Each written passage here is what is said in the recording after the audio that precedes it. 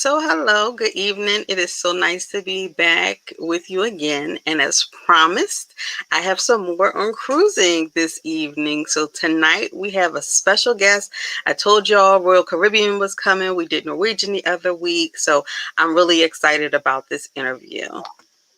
So, may I introduce to you? This is Dr. Marie Louise, and she Hi. just recently cruised on Royal Caribbean. So, today she is here to tell us all about her trip, all about the COVID protocols, and she's a doctor, so she might throw in some extra stuff too. So, welcome, welcome. How are you? Thank you. Thank you. Thanks for inviting me. Thank Yeah. you So, very much for accepting the invitation. yeah, I think the best thing is I love cruising. So, cruising is back. So, that I am excited about.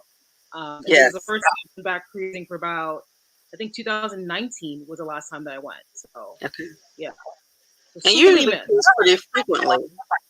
Yeah. Yeah. So, like in 2019, I think I went on 3 cruises. Mm. One in June, one in November, and then one in December. So yes, yes, And were they definitely all love it. different cruise lines? Mainly between Royal Caribbean and Carnival. So back in 2019, I did Royal Caribbean twice, and then Carnival. In that December one. So those are the 2 cruise lines, and then I've done Disney Cruise twice, the Disney Cruise Line twice with my family. So Oh, for the most nice. part, it's Royal Carnival. Yeah, Okay. yeah. So See, it's and pretty now I'm good. gonna have to have you back to do Disney. Say, oh my gosh, Disney special. Disney is Mm-hmm. special. I'm sure. You have to be prepared for Disney. Okay. Good But you get your money's experience. worth You have to with be Disney. prepared. Exactly, Okay. exactly, exactly. Yeah. Gotcha. You All know. right. So But tell with us the about yeah, so the crew, going out, we left out of Seattle. It was an Alaskan cruise, Royal Caribbean, and we left like mid-September, like September 10th. And I think the biggest thing for me from the very beginning was what would be the vaccine status of all the guests on board. So from the very beginning, Royal Caribbean had already laid out, through Washington State as well as through Alaska, they said that anyone who was cruising, if they're age of 12 or above, had to be vaccinated. So that was point blank, unless someone had like a medical exemption or something along those lines. okay. So that was one of the things that kind of first made me feel secure. So that was the first layer. And then about a month or so before we departed, they then decided that they wanted to have everyone had to get a test at least 3 days prior to boarding the ship, regardless of vaccine status. So that one threw me off because I was thinking, oh, I'm vaccinated, I can just get on board, I'm good. And they're like, not so fast. You have to get tested as well and show a negative test. Yes. So while I think for me that was one thing I wasn't anticipating, so in the future, I'm more mindful of that in terms of being able to schedule that a little bit more ahead of time and having that already in the works. I had to scramble to find a spot to do it, but that again, it just another layer of security that really made me, really made me feel good, kind of going on board. Okay. So those were the things we had to do before cruising. And then the day before, they made us fill out a health survey online. So Royal Caribbean has an app, so we all had to fill out a health survey just to make sure that yes, you're not having symptoms, you're doing okay, before you got to the port. Once we got to the port, they gave us timed entry, and at that time, so we were all crowded. So I don't know if everyone's ever experienced like when you get to that cruise terminal, it could be packed. Everyone's coming all at one time, depending on Yeah. your flight. And one of the things Royal Caribbean was saying is that no, they're going to do timed entry, and if you came ahead of your slot, what they would do is they have you wait outside. So they Mm, had a separate line for whoever was at their time, and then whoever came in too early, you had to wait outside, not inside the terminal. So once you got inside the terminal itself, it wasn't that crowded. So that was one, another little added layer that was nice. yeah. Um, Once they checked you in and they found out, like you showed your proof of vaccination, proof of, testing status, they actually gave everyone, I kind of bought this, a little purple band. Mm-hmm. And this is a band that you wore on board to show that you indeed were one that you were vaccinated, and then obviously you had a negative test. Okay. And this is the band that they use on board to kind of distinguish guests who could go into certain venues that they made vaccine only venues. So that was the other little thing that they did. So yeah, so the boarding process was not that bad at all. So definitely smooth, little extra checkpoints, but I don't think that added to the timing. So I did like the boarding process. And Okay. then yeah, once you were on board, everyone had to wear a mask. That was, That's good. yeah, that was just policy. And I think for the most part, no one really gave a hassle about it. Like they were pretty good. Hmm. Like any one of the crew members, if they saw you without a mask, let's say you came out the dining area and you didn't have it on, they'll just kind of remind you, oh, wear your mask. And people were really good with putting it back on. So Okay. that wasn't a big deal. They tried to So, limit. so can Mhm. we back up just a little bit? So, the people who were unvaccinated, was that due to an exception that they had? There were some kids. There were some kids on Okay. board. So Okay. those So kids, that was yeah, under they can be okay. exactly. So there would have been ones. I'm assuming would be a group who's not vaccinated. Truth be told, I didn't look into detail as to who wouldn't have been vaccinated, but I'm just thinking from the medical standpoint, it would probably be people who maybe have contraindications. Maybe Okay. they had like an allergy, Hmm. to the vaccine, or they couldn't get it. I'm Okay. assuming those would be the people who probably wouldn't have been vaccinated. But I really didn't look into who else, Okay. right, would fall into that category. But definitely they did make a distinction, Okay. between vaccinated, unvaccinated once you were on board. For certain categories. Okay. That's what they Okay. All right. So now you're on the boat. I'm on the boat. I All made right. it. I made it Yes, on. you made it on. Yes. So your test, you said you had to take a test within how many days? 3? 3 days, 72 3. hours. Okay. Yeah. Gotcha. Okay. Yeah. So that was kind of hard. Like I said, I missed that email. Oh. They sent like maybe a month. I think it was like a month prior. And as I'm like looking through, I was like, oh wait, oh here's an email, right? So I did have to try to scramble to find a place, and they did accept rapid. They did accept the rapid test. That was the other good thing, because Okay. that actually saved me, the fact that they Good. did the rapid test. Okay. All right. So now you're on the boat, Mhm. and what happened?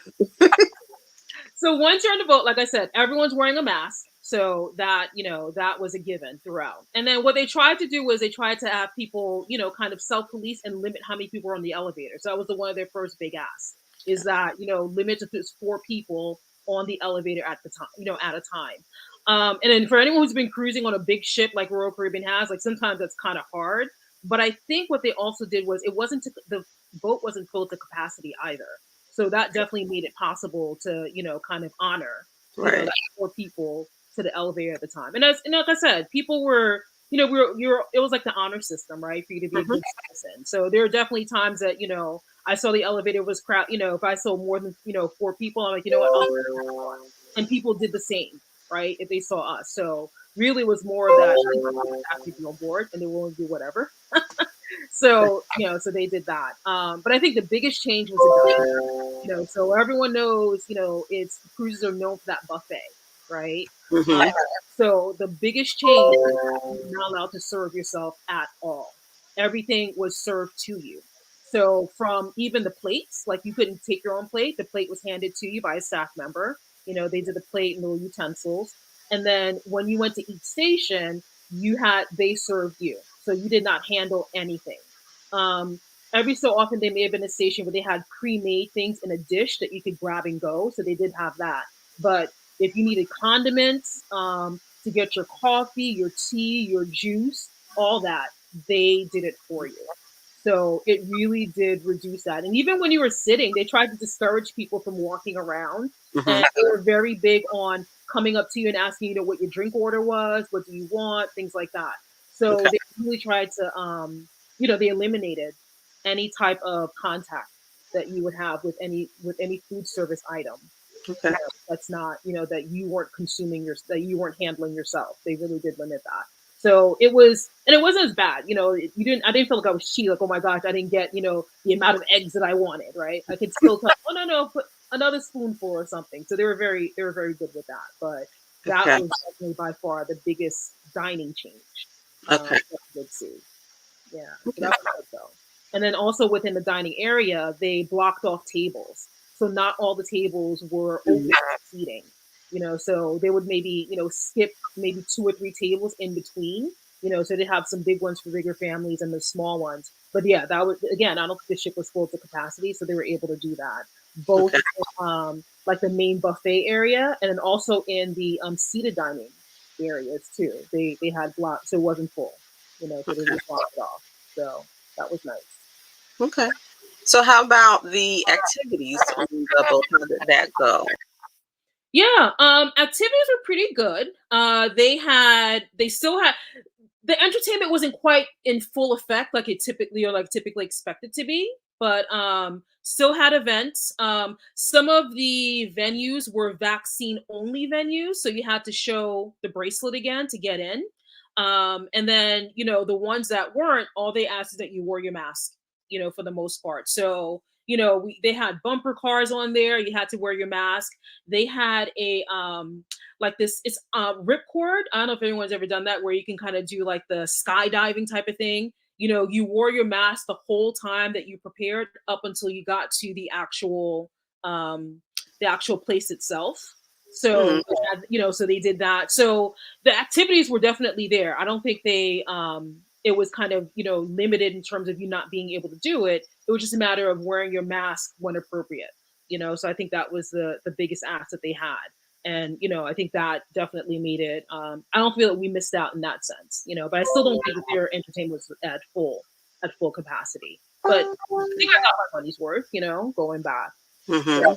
so a good experience. Like I said, the lounges were, still had live music in the different lounges depending on what your tastes were. So they still had that. And again, if there was a lounge where there was a mixed group of people, meaning vaccinated, unvaccinated, they would have vaccinated people sit on the lower level and unvaccinated people and everyone else sit on the upper level. So they did have some mixed venues, and they just separated people out that way at the mixed venues. So Okay. yeah, So pretty where good. did you go? So I went to Alaska Awesome. first time, so it was really exciting. So on the original itinerary did have a stop in British Columbia, Canada, but that got eliminated because of unknowns and all that. So Right. basically, we ended up going to Juneau, Skagway, and Sitka. Those were our three stops, and then on after we left Sitka, the last day that we were, I think the day before, so we had 2 days at sea as we were returning. The first day at sea returning, we went through what they call the Dawes Passage, Mhm. Endicott Arm and Dawes Passage, so you could see like some icebergs and all that. So yeah, it was really good. It was really good. You could do once you got there, you could do like whale watching activities. We ended up doing like some more outdoorsy things, like seeing some glaciers. We never went up on a glacier, but we saw that some cultural things, because that's always interesting to me. Just get a little bit of cultural insight to different places that we go. Mhm. Um, we had some cookouts. They have like a salmon bake that we participated in, so that was nice. So again, I think the thing that really stood out to me was when we got there, how many of the tour guides were thanking us for actually coming back and cruising. And you kind of forget about the fact that they make their livelihoods on us traveling, Yep. and one of the young women who was on this scenic train ride that we were doing, she was like kind of announcing things or what have you. And then at the end, she was like, thank you for allowing me to come back to work. Right. Yeah. Because she was out of work for all that time. So I Yeah. think, as you're kind of hesitant, like, should I really do this vacation? Is it a good idea? I think, if anything, I feel good, right? I help someone out. I help the economy. Yeah. But I'm gonna use that. yeah, I help the economy out. Yeah. But again, That's true. even on board, many of the staff on board, they were thanking us, like our room Yes. attendant. At the Yeah. last day, she was very nice and everything. And she's like, I didn't, she pulled me aside. She goes, I want to thank you. And I'm thinking, no, I want to thank you. Like, you guys are coming back to work. You're making this possible. But it's I think it's a unique it's unique to see how it goes both ways, right? Yes, They need us, because it's their livelihood, but we need them too, right, to actually make the experience happen. So absolutely. I think that was, it was really a good way of seeing how, people were really excited, not just me. I wasn't just not me excited about cruising, but people were excited to see us come back. Yes. So yeah, so that was really good. That was really good. So it was, I think people were just friendly all the way around, if not just for that, right? Mm-hmm. People back. So yeah. Definitely. Okay. So, what would you say? So, like, I've never been on an actual cruise. I've been on a cruise ship, Right. and I was going to go last year, but it was canceled. Right. So, um, what would you say to someone like me who really is not sure about being on all of that water? So I would say it's worth a try. Number Okay. one, because I think I mean, I think I've done like different resorts, all that, and I think it's definitely value for your money. So if you're looking to, do do have a vacation that can cater to different age groups, like they definitely cater from like the young to the old and everyone in between. I really think it's worth a try. Okay. I think if anything, when dealing with that unknown, I think the biggest thing people think about is what if I get seasick, right? And I'd say, as a physician, I've had patients come to me and they'll tell me, you know what, Dr. Louie, I'm going to cruise for the first time. Can I get something for seasickness just in case? So I say, be prepared, right? Be prepared. So if you're not quite sure if you can get seasick or not, and it's you feel it. You feel the boat move. I'm not gonna lie to people. It's like, oh no, it's smooth sailing all the time. No, depending on the time of year and where you are, it can get rough. So for us on this particular cruise, leaving Seattle, we were out in the Pacific Ocean up until we got into that inside passage to get into Alaska, and out in the Pacific Ocean was pretty rough. So Hmm. we felt it that first night. So definitely won't lie about it. But I'd say, if you're not quite sure, I mean, no, like when patients come to me and they ask me for whether it's a pill, and pills you can usually do on your own. Dramamine is fine, but there's a patch that you can actually get. It's called scopolamine.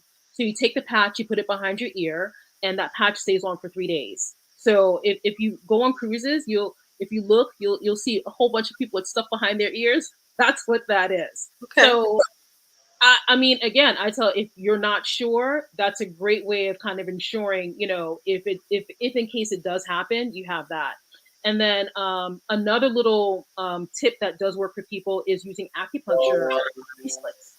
So you'll Mhm. find that there are these bracelets you can wear, and there's an acupuncture point like Wow. right near the wrist that helps with like nausea and seasickness. Hmm. So you can get one of if you don't want to do like the medication route, you can actually get one of those bracelets and and try them and put them on. You know, they're Wow. very inexpensive, less than $10. You buy it, you have it. On the off chance if you don't need it, return it when you come back.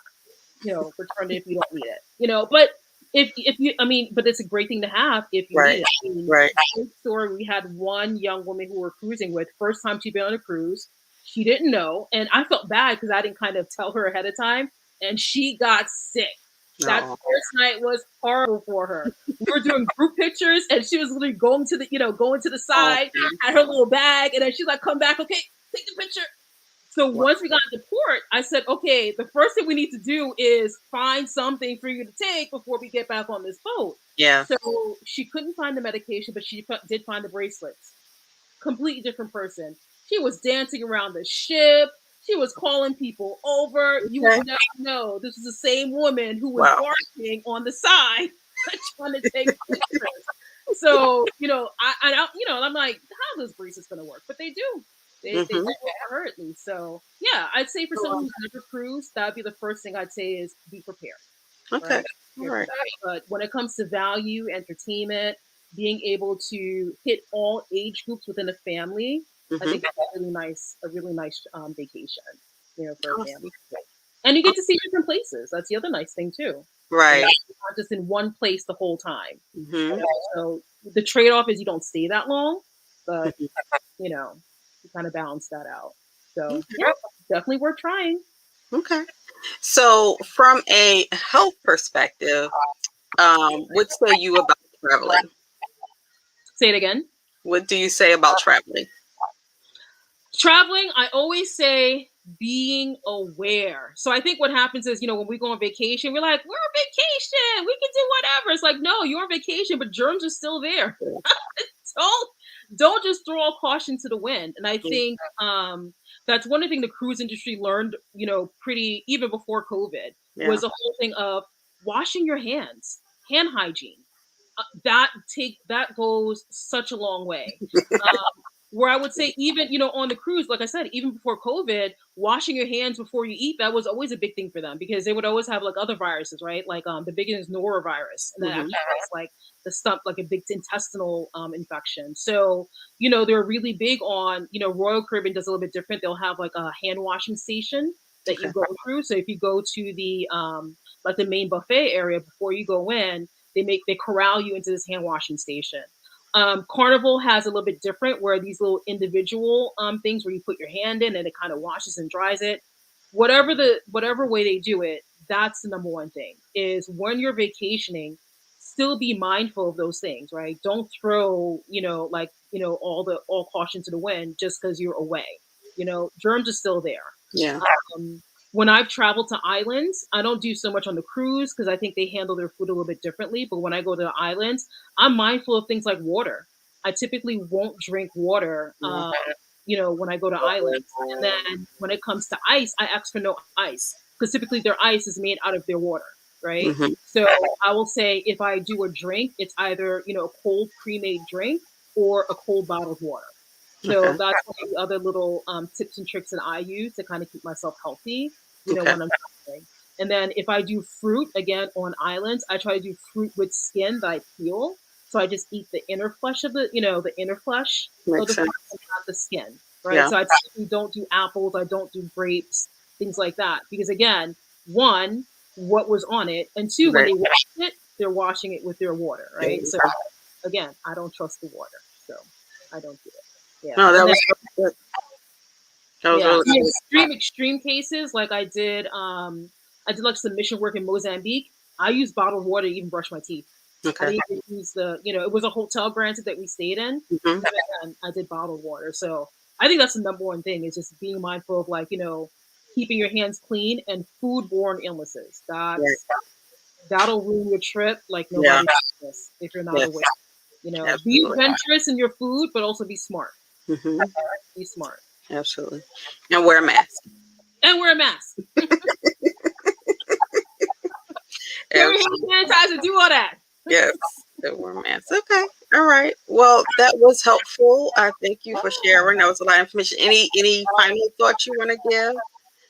I mean, I say when it comes to vacationing, I think the big thing is, at some point we all wait to get back out there, so we have to do it sometime, right? So I say, do your due diligence, do your research, make sure that, you feel comfortable, right? Like I said, for me Yeah. going on the ship, I felt comfortable knowing that they were asking that everyone be vaccinated. That was my comfort level. I know some people who still don't feel comfortable doing that. But yeah, make sure that you feel comfortable. I mean, the worst experience is like, going someplace like, man, I don't feel comfortable here, and you spent all this time, you spent all this money, and it's just not what you thought it was. Right. So do your research, do your research, feel comfortable, and then yeah, you have to get back out there sometime. So yeah. Yeah. Definitely. Well, thank you again for sharing. I enjoyed our interview. Yeah, thank you for And inviting me. you're welcome. We'll have to have you talk about that Disney. Yes. Because I definitely want to hear about the Disney cruise. I heard that they're really nice. They're nice. They're Okay. they All right.